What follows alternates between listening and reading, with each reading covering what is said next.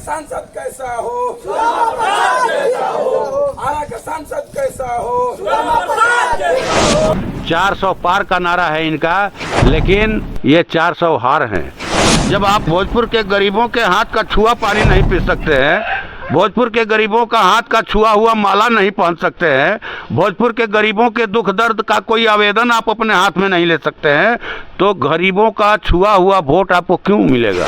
ये जब से आए हैं तभी से राम यहाँ आए हैं। हमको तो इस बात का डर है कि कहीं कल मोदी जी और शाह जी यह मत कह दें कि हम 2014 में आए तो यहाँ सूरज और चांद का निर्माण हुआ। ऐसे प्रत्याशी उनके वोट मांगने हैं यहाँ पर, उस साथी बोले कि भाई हम लोग पैसा लेकर वोट नहीं देते हैं, पैसा दे के वोट देते हैं, लाठी भी खाते हैं, गोली भी खाते हैं, आज ज़रूरत पड़ने पर लौर भी चलाते हैं।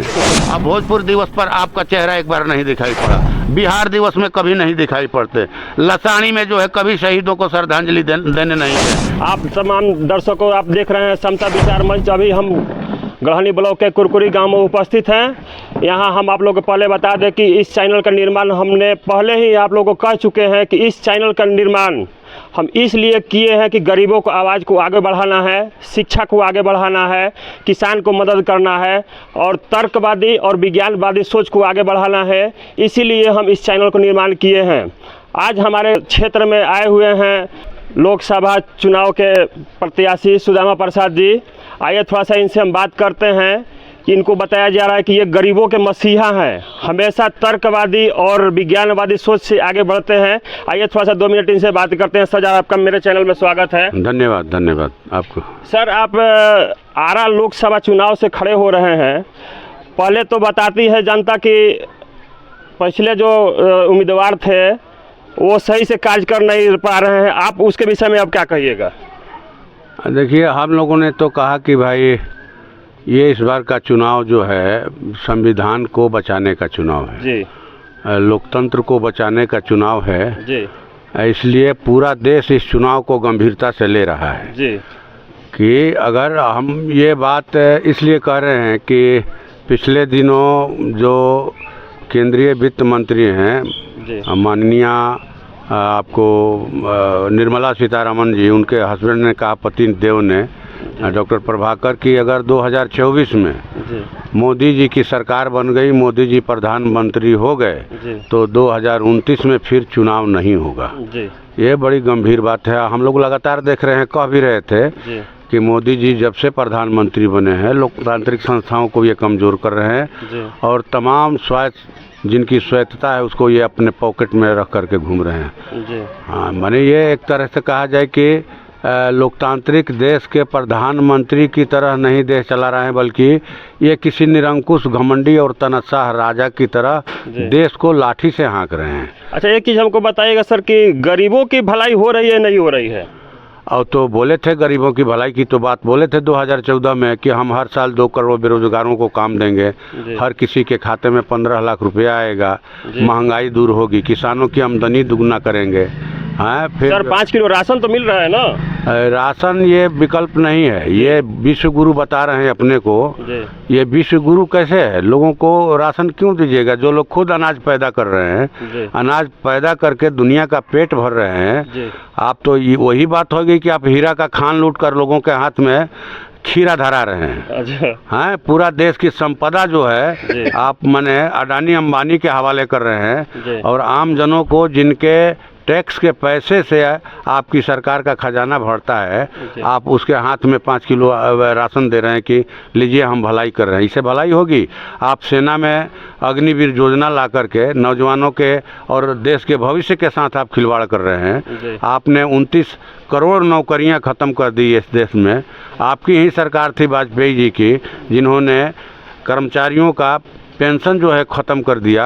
आप ही की सरकार है जो 3 कृषि कानून ला करके देश के किसानों से उनके ज़मीन और खेती छीनना चाहते हैं, जिसके खिलाफ में देश के किसानों ने बगावत किया। 1 साल 13 दिनों तक दिल्ली में धरना चला, 750 किसानों ने माने बलिदान दिया, तब जाकर के ये कानून सस्पेंड हुआ है अभी।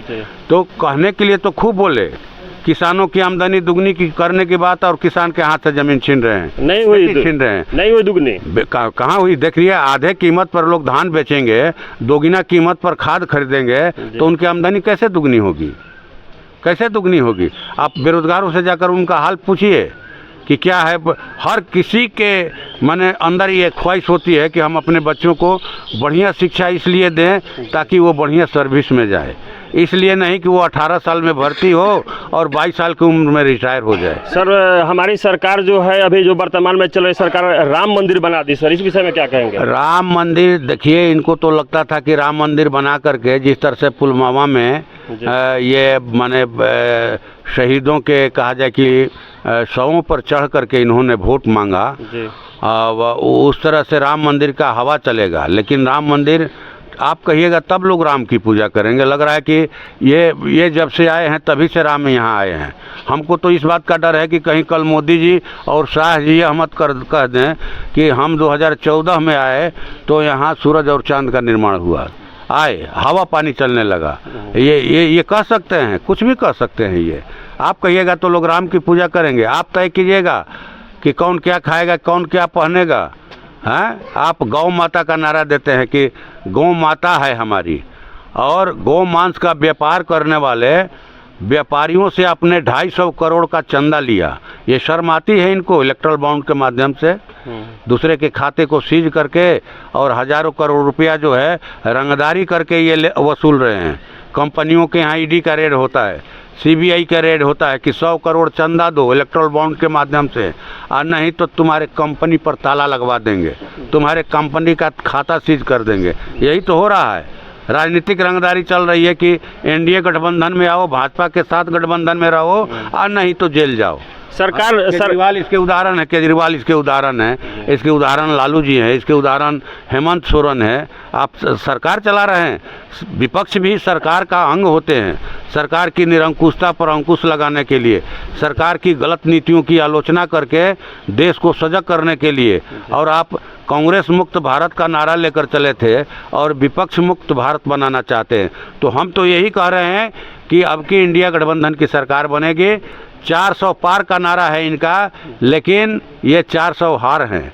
ये 400 सीट पर डायरेक्ट फाइट हो रही है, डायरेक्ट फाइट है, ठीक ना। 2014 में मात्र 31% वोट बीजेपी को मिला था, 69% वोट इनके खिलाफ में था, लेकिन बिखरा हुआ था विपक्ष। 2019 में मात्र 37% वोट मिला, 63% वोट खिलाफ में था, लेकिन बिखरा हुआ था। इस बार भाकपा माले ने पहल किया, 28 फरवरी 2023 को अपने 11वें महाधिवेशन के जरिए मंच दिया, तमाम विपक्षी दलों को बुलाया और विपक्षी एकता की बात चली, और ये इंडिया गठबंधन के रूप में सामने दिखाई पड़ रहा है कि नेक टू नेक फाइट होगा, और पूरा विपक्ष जो है गुलबंद है। मोदी जी जा रहे हैं, इनकी बेचैनी बढ़ गई है, इसीलिए ईडी और सीबीआई की कार्यवाही तेज हो गई है।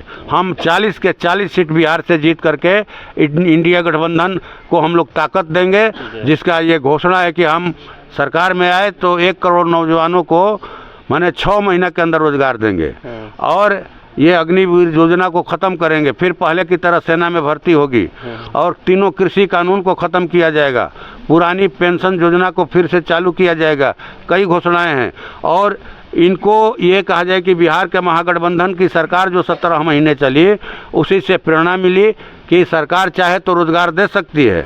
17 महीने में 5 लाख रोजगार हम लोगों ने दिया यहाँ महागठबंधन की सरकार ने, शिक्षा विभाग में, स्वास्थ्य विभाग में, पुलिस विभाग में, और जातीय गणना करवाया। इंडिया गठबंधन की ये भी घोषणा है कि हमारी सरकार बनेगी तो पूरे देश में जातीय गणना करवाएंगे कि किसकी कितनी संख्या है। उस संख्या के आधार पर उनकी राजनीति में, व्यवसाय में, जमीन में, सब चीज़ में भागीदारी होगी उनकी, ये तय है। इसीलिए हम लोगों ने बिहार में आरक्षण की सीमा को 10% बढ़ाया। सर सरकार बोल रही थी 15 लाख सबके खाते में आएंगे, इस विषय में क्या कहेंगे? तो हमने तो कहा ही, यहाँ जितने लोग हैं पूछिए इनसे यही पूछ लीजिए कि इनके जो मोदी जी माने ठगी और झूठपैंती कर रहे हैं, उनसे दहीना है यहाँ के जो वर्तमान सांसद हैं, वह ना ऐसे ही झूठ का नगाड़ा पीट रहे हैं कि भाई खूब विकास हुआ है।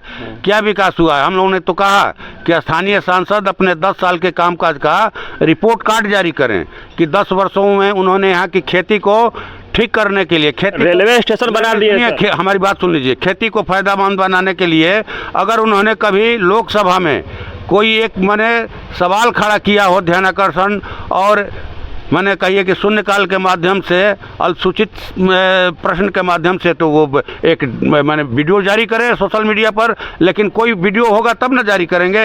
हम लोग तो उनका वीडियो देख रहे हैं कि जहाँ जा रहे हैं विरोध हो रहा है, जहाँ जा रहे हैं विरोध हो रहे हैं।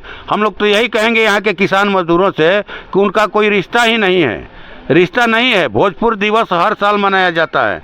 जिस भोजपुर के नाम पर, भोजपुर के वोट से आप एमपी बनते हैं, मंत्री बनते हैं, अब भोजपुर दिवस पर आपका चेहरा एक बार नहीं दिखाई पड़ा। बिहार दिवस में कभी नहीं दिखाई पड़ते। लसानी में जो है कभी शहीदों को श्रद्धांजलि देने नहीं गए, जिनका स्मारक कॉमरेड राम नरेश राम ने बनाया, 1942 के शहीदों का स्मारक बनाया। तो ये हम लोग माने ये कह रहे हैं कि भोजपुर के जब लोगों से इतना अलगाव है आपका, जब आप भोजपुर के गरीबों के हाथ का छुआ पानी नहीं पी सकते हैं, भोजपुर के गरीबों का हाथ का छुआ हुआ माला नहीं पहन सकते हैं, भोजपुर के गरीबों के दुख दर्द का कोई आवेदन आप अपने हाथ में नहीं ले सकते हैं, तो गरीबों का छुआ हुआ वोट आपको क्यों मिलेगा? गरीबों का छुआ हुआ वोट, गरीब अपना छुआ हुआ वोट क्यों दे ऐसे सांसद को जो हिंदू मुसलमान के नाम पर वोट का ध्रुवीकरण करना चाहते हैं? चुनाव में जीतेंगे, इनकी सरकार बनेगी और जीतने के बाद ये गरीबों के मुंह से रोटी छीनेंगे, सिर से छत छीनेंगे, खेती छीनेंगे, रोजगार छीनेंगे, उनका पेंशन छीनेंगे और सर से बढ़ कर के संविधान छीनेंगे। इसलिए जो है गरीब जो है सजग है। गरीब जानते हैं कि ये चुनाव जीतने के बाद, सरकार बनाने के बाद ये गरीबों के मुंह पर पेशाब करते हैं इनके माने विधायक के प्रतिनिधि। ये महामहिम राष्ट्रपति जी का देखा हम लोगों ने, वीडियो वायरल हुआ फोटो, ये लाल कृष्ण आडवाणी जी को गए थे माने उनके घर पर भारत रत्न देने के लिए। पूरी दुनिया ने खुली आंखों से देखा, नंगी आंखों से, कि वहाँ कुर्सी पर माननीय लाल कृष्ण आडवाणी जी, माननीय प्रधानमंत्री मोदी जी कुर्सी पर दोनों आदमी बैठे हैं और भारत की पहली नागरिक जो है वो सर्वोच्च माने भारत का सर्वे सर्वा संवैधानिक श्रेष्ठ जो है महामहिम राष्ट्रपति द्रौपदी मुर्मू खड़ी हैं, क्योंकि वो नीच समाज की थी इसलिए। हाँ, यही सोच तो है भाजपा का, संघियों का यही सोच है कि ये लोग हमारे, इनके तो बाबा साहब का संविधान, अभी हम लोगों ने 133वीं जयंती मनाया 14 अप्रैल को। इनके एक नेता, महिला नेता ने मेरठ में कहा, मधु मिश्रा ने, कि जो लोग हमारे पाँव की जूती थे, जो हमारे पैरों के नीचे रहते थे, वो बाबा साहब के संविधान का फायदा उठाकर आज हमारे सिर पर चढ़ गए हैं। क्या तमाशा है। मोदी जी सफाई दे रहे हैं कि बाबा साहब भी आ जाए तो संविधान खत्म नहीं कर सकते हैं। आप तो संविधान खत्म कर रहे हैं। संवैधानिक व्यवस्था थी कि इलेक्शन कमीशन के मुख्य आयुक्त का जो है चयन प्रधानमंत्री, माननीय प्रधानमंत्री, माननीय नेता प्रतिपक्ष और सुप्रीम कोर्ट के माननीय जो है वो चीफ जस्टिस करेंगे। लेकिन इन्होंने संविधान में संशोधन करके मैंने ये कहा जाए कि संसद में बिल ला करके बना दिया कि नहीं, अब चीफ जस्टिस नहीं रहेंगे चुनाव में, सरकार का ही एक मंत्री रहेगा। तो आप तो वही हो गया कि आपका बहुमत हो गया, आप जो चाहिएगा वो कीजिएगा, वही कर रहे हैं आप कर कहाँ रहे हैं? लोकतांत्रिक तरीके से कहाँ चीज़ों को चला रहे हैं? लग रहा है कि पूरा देश अडानी अंबानी के घर में ये दे देंगे, झोली में डाल देंगे। आरा में रेलवे स्टेशन बन गया पूरा चका सर, उसके विषय में क्या कहेंगे? देहात में किसी को कुछ मिला है या नहीं? रेलवे स्टेशन क्या चकचक हुआ भाई, मैंने क्या चकचक हुआ है वहाँ? क्या वहाँ पर 2-3 गो ट्रेन है जो कि एक्स्ट्रा रुकने लगी। तो देखते हैं कि रेलवे का जो मुख्य भाग है वहाँ आरा लिखा ही नहीं है, आरा जंक्शन है। ये मेरी बात झूठी हो तो आप कहिएगा, जाकर देख लीजिए, अभी जाकर देख लीजिए कि आरा स्टेशन में आदमी घुसता है तो कहीं आरा शब्द लिखा हुआ है? मन नहीं लिखा है। तो चकचक क्या किए हैं? ये तो रूटीन है। कोई ये एमपी नहीं भी रहते तब भी रेलवे जो है वहाँ अपना काम करता, तब भी जो है सड़कें बनती। आप ये बताइए ना कि 10 साल का रिपोर्ट कार्ड जारी कीजिए। हम लोग को तो ये पता है कि बहुत सारे जगहों पर 2019 में भी और अभी भी धुआंधार बोर्ड लगा इनका, लेकिन काम नहीं हुआ है। शाहपुर विधानसभा में हमारे माननीय विधायक रख रहे थे, काम नहीं हुआ है। इनका 17.5 करोड़ रुपया खर्च ही नहीं हुआ। तो क्या कर रहे हैं भाई, यहाँ रहते कहाँ हैं आप? विदेश में रहते हैं। 17.5 करोड़ खर्च नहीं हुआ। हम जब विधानसभा 2015 में जीते, 2020 में चुनाव में जाने के पहले रिपोर्ट कार्ड जारी किए 5 साल का, बिहार का पहला विधायक, कि बिहार विधानसभा के अंदर हमने लोकहित के कौन से सवाल उठाए, किसान मजदूरों के हित में, छात्र युवाओं के हित में, आंगनबाड़ी सेविका, रसोईया, शिक्षक, नियोजित शिक्षक, सब लोगों के हित में हम लोगों ने सवाल उठाया। क्या उठाया? उसको दिया, लिखवाया।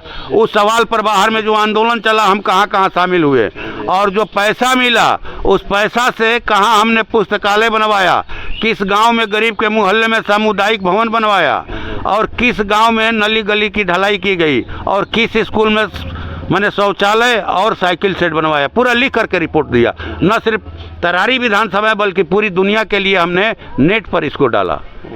ठीक ना? तो ये क्यों नहीं जारी करना चाहिए? इनको रिपोर्ट कार्ड करें कि हम क्यों रिपोर्ट कार्ड जारी करें? जनता जानती है विकास कितना हुआ है। वाह, ये तो कोई बात नहीं है। आप पारदर्शी हैं, ईमानदार हैं, ईमानदारी का चारों तरफ ढिंढोरा नगाड़ा पीट रहे हैं, तो आप रिपोर्ट कार्ड जारी कीजिए। एक क्लिक में पूरा चीज़ सामने आ जाएगा और छपवा करके बंटवाइए। अगर पैसा नहीं हो तो कहिए, हम लोग 10,000 20,000 रुपया दे देंगे छपवाने के लिए। चलिए, बहुत बहुत धन्यवाद सर, हमारे चैनल पर आप इतना देर समय दिए। तो आप और सुन लीजिए जी सर। 10 मई को नॉमिनेशन होगा जी। 10 मई को यहाँ आरा में नॉमिनेशन होगा। हम नॉमिनेशन करेंगे और इंडिया गठबंधन के तमाम बड़े नेता यहाँ आएंगे। महागठबंधन के हमारे भाकपा माले के महासचिव कॉमरेड दीपंकर भट्टाचार्य जाएंगे जी। तेजस्वी यादव जी जो बिहार सरकार के पूर्व उप मुख्यमंत्री हैं, गठबंधन के नेता हैं यहाँ। वीआईपी के अध्यक्ष जो हैं श्री मुकेश साहनी जी आएंगे, कांग्रेस पार्टी के सीपीआई सीपीएम के नेता आएंगे, और विराट रैली होगी। और उसी दिन ये ऐलान हो जाएगा कि ये सीट जो है भाजपा के पास, यह सीट जो है ये भाजपा के पास गिरवी है, बनहकी है। और इस बार यहाँ के भूमिहीन गरीब किसान, खेत मजदूर, बटाईदार किसान, रिक्शा, टमटम, ठेला, टेम्पू चलाने वाले साथी, पलदार लोग, सफाई कर्मी लोग, फुटपाथी दुकानदार, सब चूटा माटा की तरह लग करके अपना बनकी छोड़ाएंगे इस बार के चुनाव में। और इनको कहा जाए कि 40 के 40 सीट हम लोग यहाँ से जीतेंगे और इंडिया गठबंधन को ताकत देंगे, इंडिया गठबंधन की सरकार बनेगी। चलिए, अपना एक बार परिचय दे दीजिए सर। मेरा नाम सुदामा प्रसाद, मैं भाकपा माले राज्य स्थायी समिति का मेंबर हूं और पिछले 46 वर्षों से राजनीतिक कार्य में हूं। और भोजपुर के गांव में, भोजपुर के एक एक गांव हमारे परिचित हैं, और जो काम हम अभी कर रहे हैं ये काम हम 12 महीना 24 घंटा करते हैं। ये हमारा रूटीन वर्क है। ये बात नहीं है कि चुनाव है तब हम लोग आए हैं, हाँ ठीक ना? तो हम लोग ये मैंने कहिए कि मैंने एक आए थे प्रत्याशी, उनके वोट मांगने यहाँ पर। वो साथी बोले कि भाई हम लोग पैसा लेकर वोट नहीं देते हैं, पैसा दे के वोट देते हैं, लाठी भी खाते हैं, गोली भी खाते हैं, आज ज़रूरत पड़ने पर लौर भी चलाते हैं, ठीक ना? चलिए, बहुत बहुत धन्यवाद सर। अभी आप लोग देख रहे थे गरीबों के मसीहा, गरीबों के नेता कहे जाने वाले सुदामा प्रसाद जी को। और आप लोग हमारे चैनल से अगर सहमत है तो हमारे वीडियो को ज़्यादा से ज़्यादा शेयर कीजिए, लाइक कीजिए और कमेंट कीजिए। बहुत बहुत धन्यवाद।